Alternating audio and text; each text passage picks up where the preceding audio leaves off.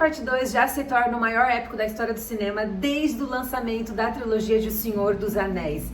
Vem cá que eu vou te explicar por que o filme tem esse mesmo cacife e essa grandiosidade de uma das maiores e melhores trilogias da história do cinema. E eu vou te contar também por que vale a pena você assistir esse filme na maior tela possível. Vem!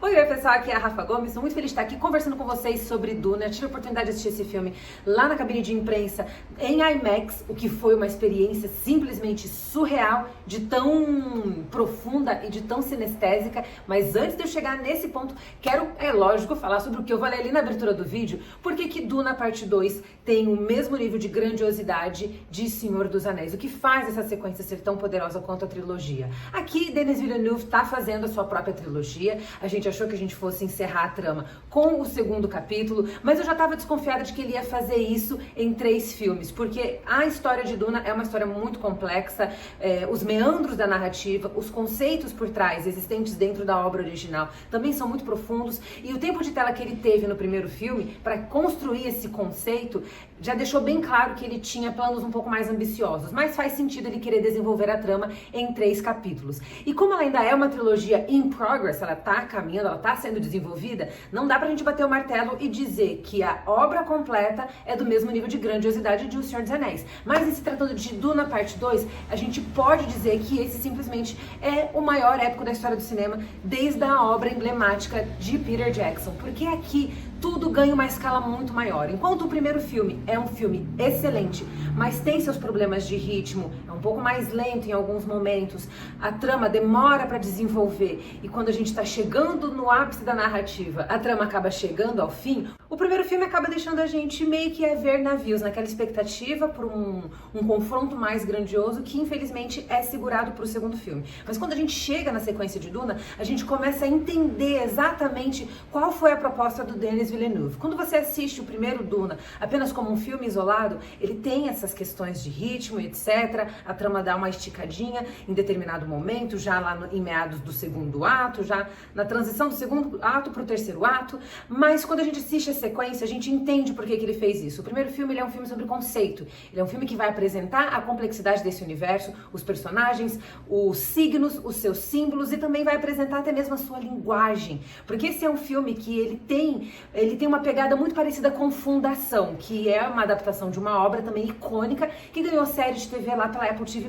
É um universo que tem muitos detalhes ricos e rigorosos que precisam de tempo para serem absorvidos e entendidos pela audiência. Enquanto o primeiro filme faz todo esse trabalho, que é um trabalho mais bruto, que é trabalho de alicerçar o universo em si, o segundo filme ele já chega com os 2 pés no peito e é uma ação desenfreada. Aqui a trama ela tá se desenvolvendo de maneira muito mais dinâmica, muito mais rápida, e a gente tem um filme que ele abrange todas as vertentes cinematográficas que você possa imaginar. Do mesmo jeito que O Senhor dos Anéis, ele vai do cult ao blockbuster, passando por todas as categorias técnicas em termos de qualidade e até mesmo de desenvolvimento de narrativa, construção dos personagens, a forma como não apenas o clímax é feito, mas até mesmo o desenrolar desse clímax.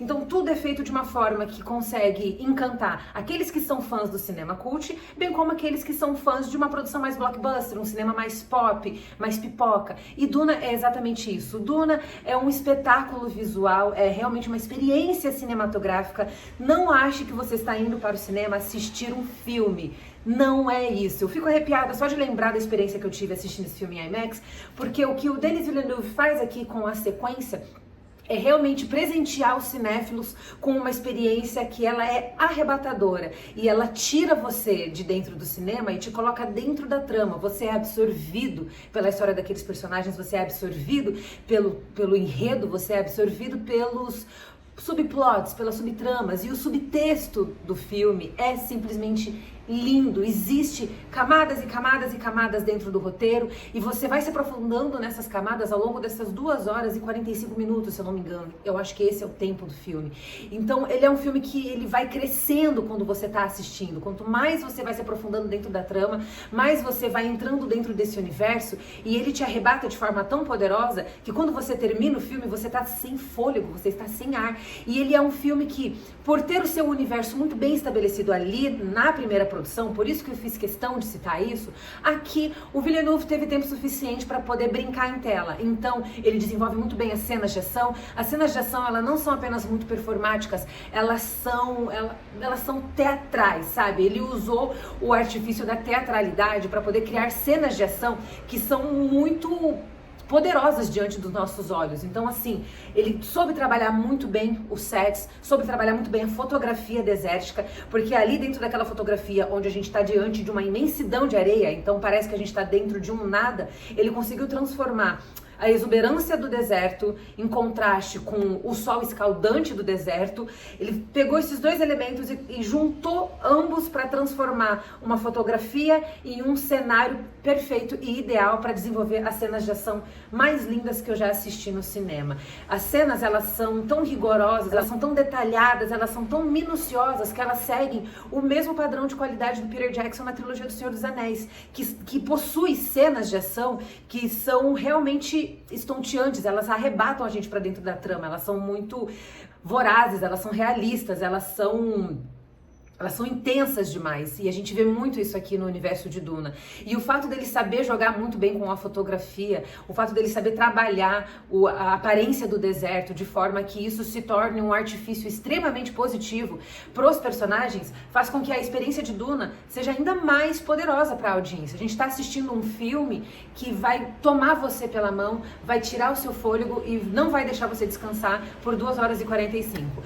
E isso faz com que a experiência seja extremamente imersiva e faz também com que os próprios momentos de respiro que existem dentro da trama sejam tão intensos quanto os momentos mais caóticos, que são as cenas de ação, que são muito bem produzidas em termos de efeitos visuais. Existe ali um trabalho em conjunto entre efeitos práticos e efeitos visuais que garantem o visual perfeito para essas cenas de ação. Eu garanto para vocês que em termos de cenas de ação, nós temos algumas das cenas mais difíceis de serem rodadas na história do cinema e algumas das mais lindas também de se assistir. Porque fazer as cenas de ação num cenário desértico, em que a gente tem não apenas a poeira como um artifício que atrapalha a captura da imagem, temos também o excesso de areia que pode se tornar um problema na captura da imagem e pode se tornar um problema para o elenco também que está ali trabalhando em tela. Nós temos vários elementos ao redor que eles podem ser muito problemáticos em termos técnicos, quando a gente fala de produção, de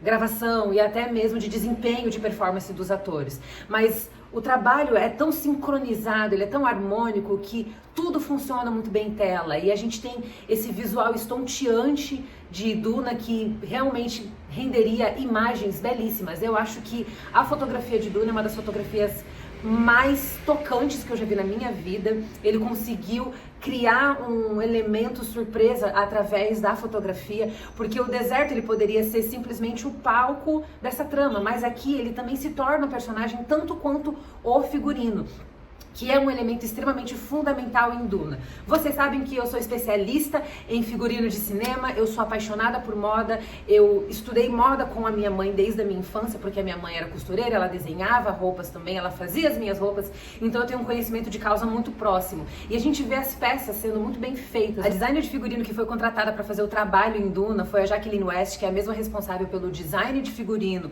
de O Regresso e também de O Curioso Caso de Benjamin Button. E é até interessante o trabalho que ela fez com o Villeneuve, porque quando ela foi contratada pelo Villeneuve, ela recusou a proposta, porque ela disse que não trabalhava com um filme sci-fi, e ele insistiu em contratá-la, ele ficou em cima dela para que ela aceitasse a oportunidade, justamente porque o propósito dele não era fazer um figurino que emanasse videogame, ou que emanasse essa estética sci-fi mais padrão. Ele queria um figurino que fosse clássico, e é simplesmente perfeito o trabalho que ela fez em Duna Parte 2. É mais complexo do que ela fez em Duna Parte 1, porque o figurino aqui, ele delimita muito bem, ele delimita e ele determina os papéis e as funções dentro da pirâmide da trama.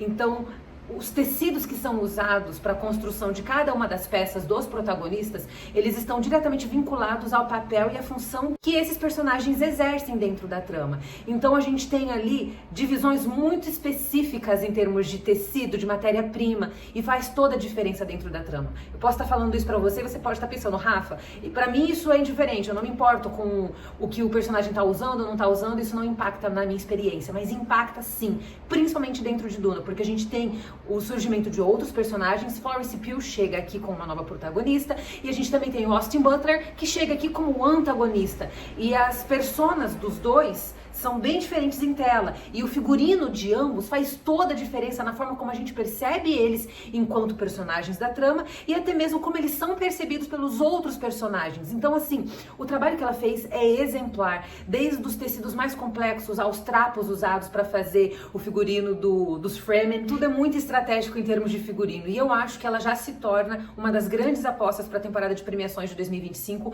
pelo grau de complexidade, identidade e personalidade que ela desenvolveu para criar os figurinos desse filme. Fora isso, como eu comentei com vocês, a experiência em IMAX faz toda a diferença para quem quer assistir Duna. Eu sei que a experiência em IMAX, ela é um pouco mais cara, é salgada. Se você não tá com a grana sobrando, eu não te recomendaria assistir, porque é realmente um investimento muito alto. Se eu não me engano, uma meia entrada para uma sessão IMAX custa em torno de R$60 em São Paulo. Então, assim, não é um rolê que todo mundo pode fazer, mas se você tem condições, vale a pena assistir o filme em IMAX. E existe um motivo para o valor ser um pouco mais alto, até porque as proporções de tela são muito maiores, a experiência é muito mais imersiva, a forma como a difusão de som acontece dentro da sala de cinema também é diferenciada. Você tem a impressão de que você tem duas caixinhas de som no seu ouvido, porque a experiência é extremamente profunda. A mixagem de som, ela fica muito mais palpável quando você está assistindo o filme em IMAX, porque o filme foi projetado, ele foi trabalhado para ser visto em IMAX. E quando isso acontece com o filme, é justamente porque ele foi desenvolvido em uma escala maior, justamente para comportar uma tela maior, para suportar também uma qualidade muito mais superior. Obviamente que isso sai mais caro. Eu tô falando isso de maneira bem simplista, até porque a gente não tem muito tempo para se aprofundar nessa questão tão técnica que é relacionada ao IMAX. Mas o que eu quero dizer para você é que se você pode assistir esse filme em IMAX,